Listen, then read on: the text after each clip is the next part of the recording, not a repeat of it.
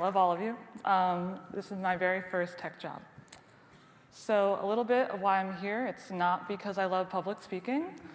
My manager asked me to, so thank you, Spencer, in the front row there. And number two, EmberConf encourages first-time speakers to apply, which is really cool, and that made me think, how could I use my very fresh in my mind first year as an Ember developer to speak to all of you? I started to think, what could I share that could possibly be insightful? So last year was my first EmberConf. This might look familiar. And I started to imagine, what was the kind of talk that I would have benefited from? Learning on the job is interesting because a lot of it is pretty inevitable in some sense. You're programming every day. When I started at Movable Inc., I came in from React. I didn't know Ember. And I've been learning on the job ever since. So some of you might have to really think back to that. And for others, that feeling will be pretty fresh in your mind. But I think we can all remember that first year. A lot is thrown at you.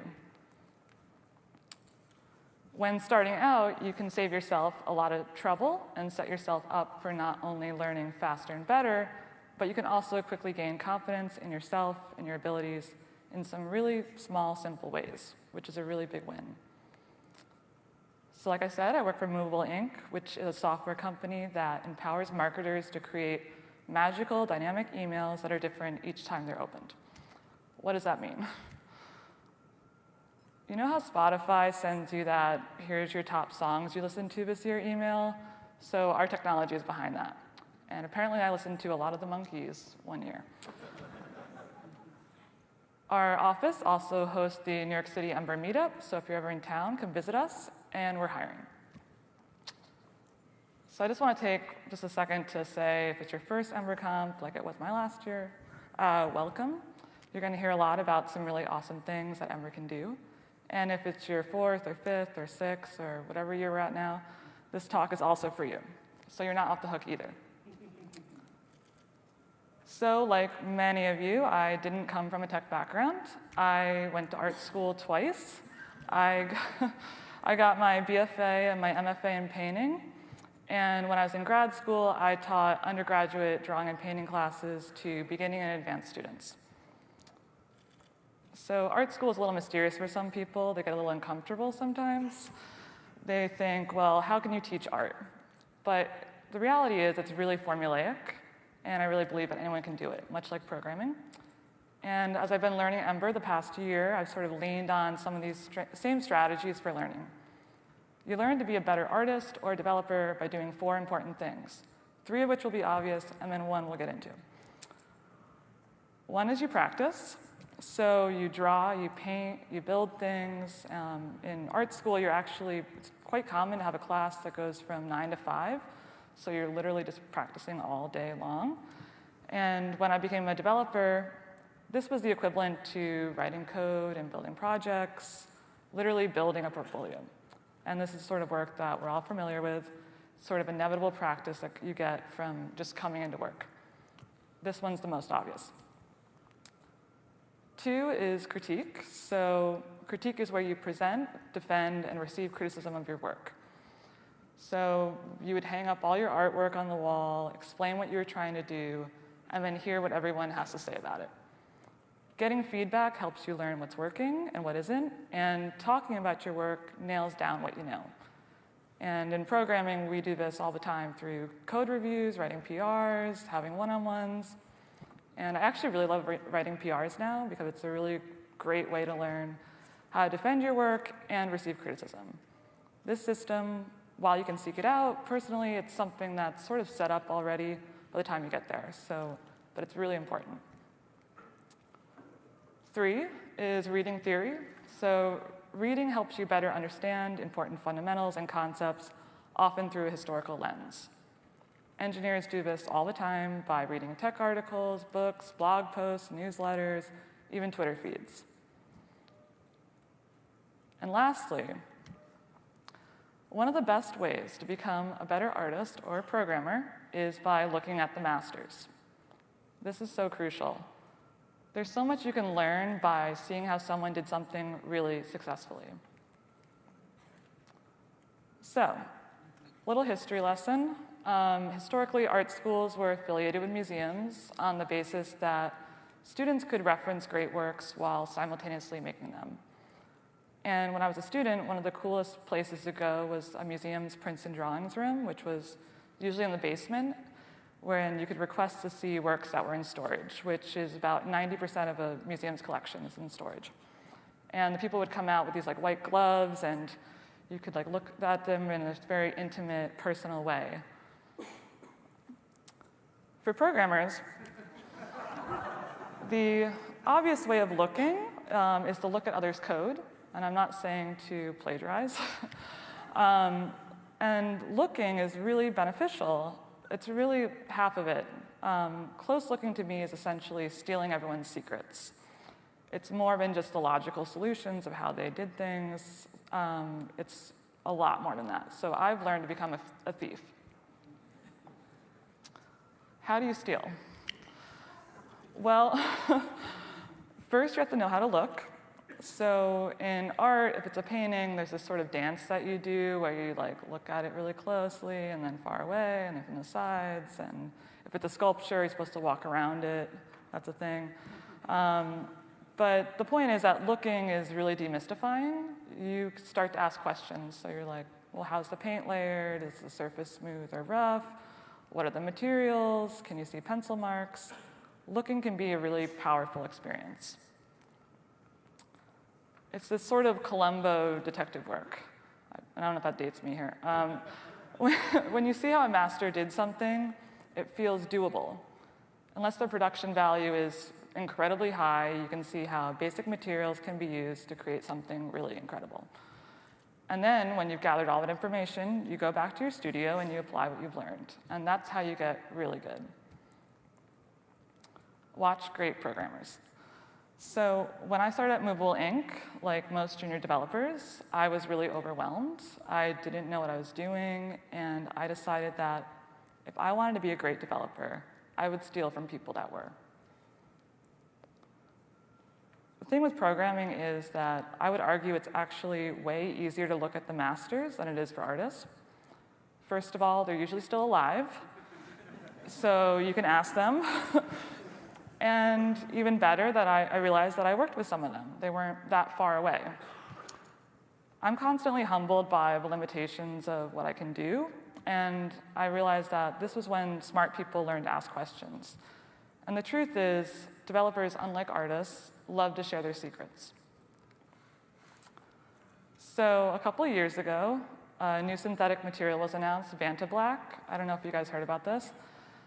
This was the darkest substance on Earth, absorbing 99.96% of light, aka the blackest black of all time. This is the true story. It's so black that if a 3D object is coded in it, it appears entirely two-dimensional. And of course, every artist in the world was dying to use it. Shortly after this announcement, it was revealed that the artist Anish Kapoor had bought an exclusive license to use the material. People were so outraged, myself included, that they started using the hashtag #ShareTheBlack, and there was even a pigment marketed as the pink is pink, on which purchased you had to make a legal declaration that you are not Anish Kapoor or any associate of his. And he still got his hands on it. But the thing is that not only do artists not like to share their materials, but they want to have this sort of mystery about what they do and their process, to have this sort of sense of wonder. Developers, on the other hand, they are so proud of their tools, even to the extent that they're trying to make converts, right? So this is one thing I really love about programming, and especially the Ember community. When I ask a developer what tools they like, or how they go about their day, or what their setup is, in my experience, they're usually really happy to share. So in my first year, this information was like gold to me. I had spent so hard trying to prepare myself to get my first job that when I got there and I was like, I don't know what this looks, I don't know what to do here. What was next? So I've always been fascinated by how people work. People's tools and their methods that they use, it's really expansive and personal. And a studio is essentially this very private, special space where people can use anything at their disposal to create anything you can imagine. And I think when some people think studio or artist, they have this sort of outdated, somewhat toxic view of what a studio looks like. So maybe like Jackson Pollock, throwing paint around and being drunk. But the reality is that most studios are pretty organized because art making is pretty organized, a lot like programming. It's often repetitive, tedious, and slow. So I'm going to play a short clip of the German painter Gerd Richter in this next slide. So when you see these paintings, it's so slow, it looks like it's not moving. But when you see these paintings alone in isolation, I thought that they were made in this very expressive, fast way. But in reality, he's created this tool, this giant squeegee, that's specifically designed for his needs. When you're writing code on your laptop, you should feel like Gerd Richter.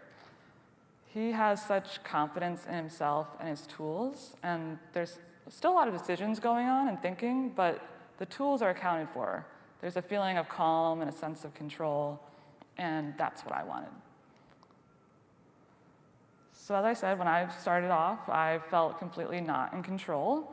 All of a sudden, you're looking at the largest code base you've ever been exposed to, and on top of that, you have imposter syndrome. We've all heard about that. And it's hard to understand the expectations of you. Your tools, your setup, your environment, all that felt like the last thing I should be worrying about, right? I thought of these things as nice-to-haves, but they were things that you get to maybe later on in your career or maybe in your free time. Not crucial, and I believe that sheer coding would get me to where I wanted to be, that practice alone would be the solution. The thing is that I was so preoccupied by thinking about how much faster everyone was that I didn't think that there was any time to invest in my tools. Funny enough, I later learned that that gap is actually much smaller than I realized.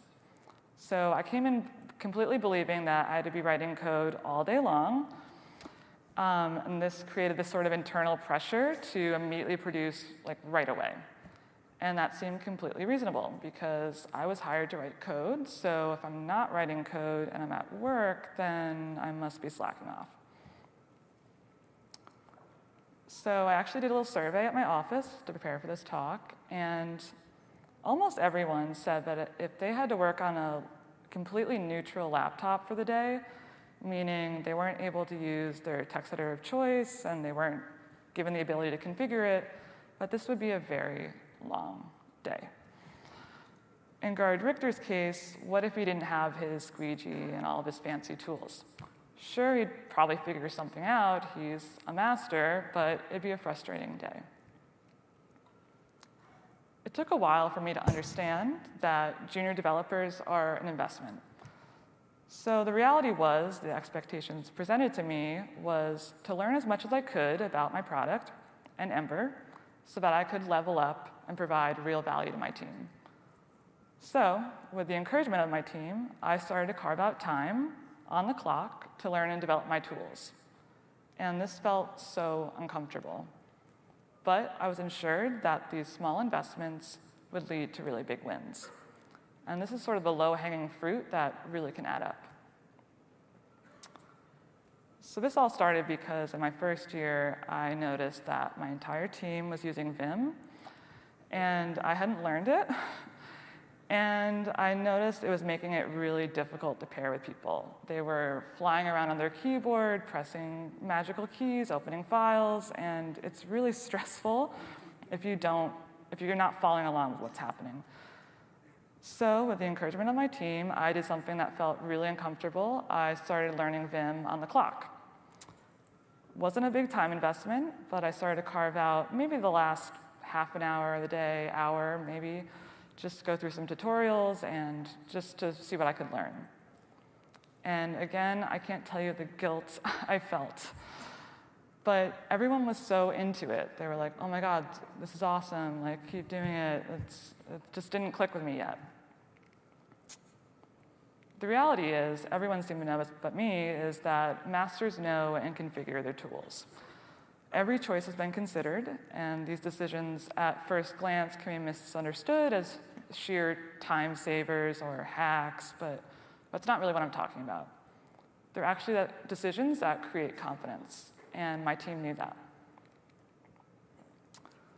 So the more time that I invested in my tools and configuring them to my liking, I realized that I became more confident in my work. And this makes a lot of sense to me now, but it didn't at the time. So when you invest in improving on how you work, you will inevitably become efficient, which is good for your boss, but this is actually much better for you. The more time that I invested in myself, I wasn't afraid to tackle bigger problems. And I had a decent toolkit, and things were starting to come together. So what am I talking about when I talk about tools? This is a very broad topic, but I guess in my case, it was my text editor and my version control. And when I first started to navigate our code base, I discovered that some tools right out of the box, frankly, weren't that helpful. So if you only remember one thing of this talk, just remember that pretty things are easier to understand. I'm a visual person, so I welcome anything that is colorized, clear, readable. And I think a great example is if you use Git, is git log. Without any styling, that information looks like hieroglyphics to a junior developer. It wasn't until I was watching great programmers that I said, well, hey, how come your terminal is like way more helpful looking than mine? What am I doing wrong? Just the 2 seconds of adding flags and aliases can make things infinitely easier to understand down the road. And you might not see the payoff right away. So here's the thing. You might not know yet what you like. You can always do what I did and pick out the best developers you know and try their tools. Again, look at how the masters do it. Some things I liked, some things I loved, some things I didn't like. For example, I use VS Code now. I don't use Vim anymore. I really like their live share feature, and it's just really easy to customize for me. But each time I made a decision like this, it gave me sort of assurance in my choices. And in the end, you just really have to trust your instincts. So don't be afraid to try things and throw them away. And when I talk about stealing, don't just steal from great programmers. I mean, obviously, I look at a lot of artists, but you can get inspiration anywhere. So physicians, musicians, writers, clowns, whatever. Your heroes can be anything. And it's funny, I added this slide after looking around my office because it's like crazy town up in there. There's your physical space is also included in this. So I don't want to get Marie Kondo on you, but I'm here to support all your figurines, toys, bobbleheads, plants. That stuff it's not insignificant. It sounds silly, but it's actually things that make you feel comfortable and inspired. So I personally love seeing stacks of books, images, fidget objects, even laptop stickers. So on our team, 2 of our core values are keep it weird and have fun. And you can see this just clearly by looking around the office. So let these things inspire and comfort you, and nest early. And even the music you listen to while you're at work is important. Lean into all of these things. So maybe you're saying, Kate, I'm not a junior dev. What about me? So we want to encourage junior developers to get on the right foot. So you should know and understand some of the hiccups. I got this one a lot where they said, why didn't they make an alias like I told them to? Or it's like watching someone run a marathon wearing a backpack of rocks. It's just not going to happen. Here's a few reasons why this could be happening. So 1, they might just not know where their bash profile is. That's an easy thing. Just show it to them. Or 2, in my case, I felt guilty about taking the time to integrate suggestions. I thought I'd come back to it. Never came. Or 3, they don't understand the significance yet because they aren't able to comprehend the later payoff. They can't see the forest through the trees. Some practical things you can do is, 1, encourage configuration time, maybe at the end of the day like I was doing. This can be a time where you can read articles, do tutorials, and in general, just handle some of that low-hanging fruit. Or 2, if you're pairing with someone, just use this phrase, let's do it now, together. This is a nice one because it shows the developer that it's okay and normal to stop what you're doing and make adjustments to your environment. And thirdly, this is big, just be patient but opinionated. I think that sometimes senior developers can lose sight to how important configuration and tools can be for junior developers. So I still remember in art school one of my favorite painting teachers who would scold us for buying cheap paint and brushes, which we were all broke, so that's what we did. And they'd say, I believe babies should be given the highest quality materials, which sounds really extreme and dramatic, but the point wasn't lost on me. Tools and materials are important and they matter, so let's not pretend they don't. So junior developers, they want to be set up for success. So if you see something that they could really benefit from, tell them and follow up. That's what good teachers do. And if you don't work with any junior devs directly, one way you can help others is by making new tools. Good documentation can also be so beautiful and so helpful, so let's not lose sight of that. And all of these small things are important. Another important thing to remember is that making things easier to do is good, but making things easier to understand is really great. And all these contributions can help the next generation of Ember devs. So now we're in the bonus round. As we go into lunch, we'll all inevitably ask each other where we're from or what we do, but here's a free icebreaker for everyone. So when you get to your table, ask each other what tools they're excited about right now. These can be anything from favorite note-taking tools, terminal colors, fidgets, books, playlists, nice pens, I don't know. Chances are these things actually can say a lot about a person. So share the knowledge, and also if anyone wants to talk art or tools or movable ink, second careers or anything, just come find me. Thanks.